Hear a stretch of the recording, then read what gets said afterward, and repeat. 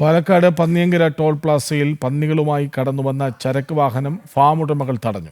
അന്യസംസ്ഥാനങ്ങളിൽ നിന്നും പന്നികളെ കേരളത്തിലേക്ക് കടത്താൻ പാടില്ലെന്ന ഉത്തരവ് നിലനിൽക്കെ നടക്കുന്ന നിയമലംഘനത്തിനെതിരെയായിരുന്നു സമരം. പന്നി കർഷകർ സംഘടിതമായി എത്തിയാണ് ടോൾ പ്ലാസ പരിസരത്ത് വാഹനം തടഞ്ഞത്.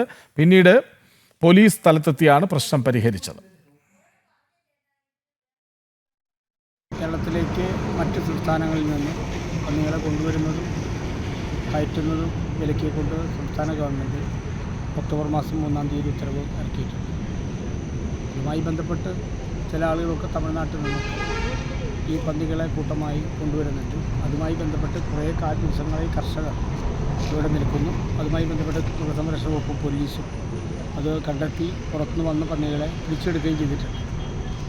അപ്പോൾ ഇത് സ്ഥിരമായി പന്നികൾ പുറത്തുനിന്ന് വരുന്നു എന്നുള്ള സാഹചര്യത്തിൽ അത് അസുഖം വ്യാപകമാക്കി നമ്മുടെ സംസ്ഥാനത്തുണ്ടാക്കും എന്നുള്ളതിനാൽ അത്തരം പന്നികൾ ഇവിടേക്ക് കടത്തി വരാൻ പാടില്ല എന്ന ഉത്തരവ് നടപ്പിലാക്കുന്നതിൻ്റെ ഭാഗമായിട്ടാണ് കർഷകർ കൂടെ സപ്പോർട്ടീവായൊരു നിലപാട് സ്വീകരിച്ചിരിക്കുന്നത്.